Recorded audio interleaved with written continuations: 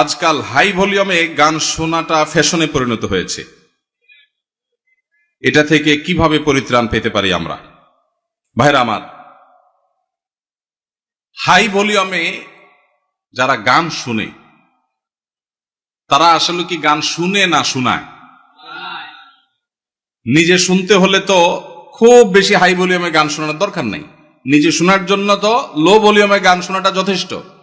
যারা গান শুনতে চায়, মানুষ আছে একজন বা দুইজন এক জায়গায়, কিন্তু ফুল ভলিউম দিয়ে যখন ঝাঁকানাকা গান শুনছে, পুরো এলাকা কাঁপতেছে মাটি সহ, তারা কি নিজেরা আসলে গান শুনছে না শোনাচ্ছে? এজন্য প্রশ্নকর্তা ভাই যে ফ্যাশন লিখেছেন, খুব যথার্থ লিখেছেন। এটা যতটা না গান শোনা, ততটা তার চেয়ে বেশি ফ্যাশন। এটা হলো একটা অনাচার, একটা জুলুম, এটা হলো একটা অসভ্যতামূলক আচরণ। এটা কোনো সভ্য ভদ্র সমাজের কোন মানুষের, ভদ্র মানুষের, ভালো মানুষের কোনো আচরণ হতে পারে না। আমি সব সময় এটার বিরুদ্ধে কথা বলার চেষ্টা করি। আমাদেরকে একটা বিপ্লব করতে হবে, সেটা হলো শব্দ সন্ত্রাসের বিরুদ্ধে বিপ্লব। অনেকেই দেখা যায় বিয়ে, গায়ে হলুদ, গায়ে মরিচ, আকিকা, নানান অনুষ্ঠানের নামে হাই ভলিউমে ডেস্ক ভাড়া করে গান শুনছে। এখন আমার প্রশ্ন হলো, আপনার মনে অনেক খুশি, আপনি লাফাচ্ছেন গানের তালে তালে, ভালো কথা, হতে পারে, এটা আপনার ব্যাপার, ভালো কথা বলতে এটা আপনার ব্যাপার। কিন্তু আরেকজন হয়তো অনেক মনে কষ্টে আছে, তার অনেক চিন্তা দুশ্চিন্তা, কোনো কারণে পেরেশানি, হয়তো অসুস্থ বাবাকে নিয়ে বসে আছে, কিন্তু পুরো এলাকাকে আপনি প্রকম্পিত করছেন বাজ বিচার করা ছাড়া। তাহলে যে বেদনায় আছে, তার বেদনাটা আপনার গানের আওয়াজে আরো বাড়াই দিবে। এটা কোনো ন্যূনতম কমন সেন্স আলা মানুষের কাজ হতে পারে? কিন্তু দুঃখ লাগে যখন দেখি আমাদের অনেক স্কুল কলেজ পড়ুয়া, বিশ্ববিদ্যালয় পড়ুয়া, শিক্ষিত যুবকেরা এই কাজটা করে।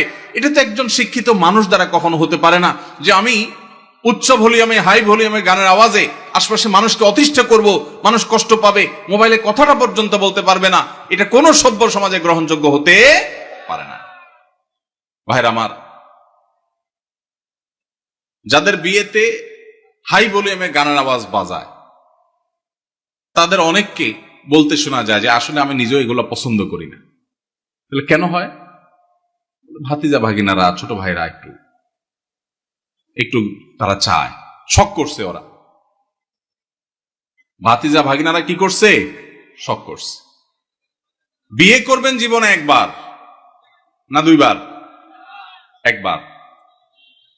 কাদের কাদের দুইবার করার নিয়ত আছে? হাত তোলেন। মাশাআল্লাহ, ঘুমেছিল এরা মনে হয়। ঠিক আছে ভাই,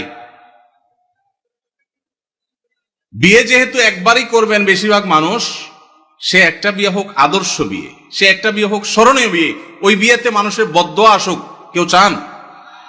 তাহলে ভাতিজা ভাগিনা কেন, আরো কেউ যদি বলে, ছোট ভাইরাও যদি বলে, তাহলে সেই অনাচার আমরা করতে দেব না ইনশাআল্লাহ।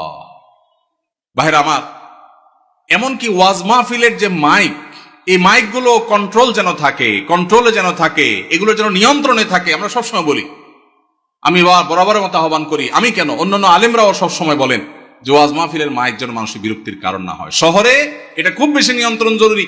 গ্রামে যেখানে মাহফিল হয়, পুরা গ্রামের মানুষ মাহফিল শোনার জন্য প্রস্তুত থাকে। দূর দূরান্ত থেকে নায়ুরীরা বাপের বাড়ি বেড়াইতে আসে, যখন মাহফিল হয় সবাই প্রস্তুত থাকে।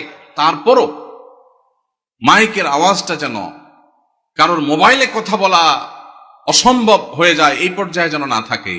ভলিউমটা যেন নিয়ন্ত্রণে থাকে, অন্তত যেগুলো প্যান্ডেলের বাইরে থাকবে যতটা সম্ভব। এবং গভীর রাত পর্যন্ত অন্য ধর্মের মানুষের, অসুস্থ রোগীদের, সকালবেলা স্কুলগামী বাচ্চাদের, মাদ্রাসাগামী বাচ্চাদের, বা যাদের ডিউটি আছে, তাদের যেন কষ্টের কারণ না হয়। আল্লাহ আমাদের সবাইকে দায়িত্বশীল আচরণ করার তৌফিক নসিব করুন।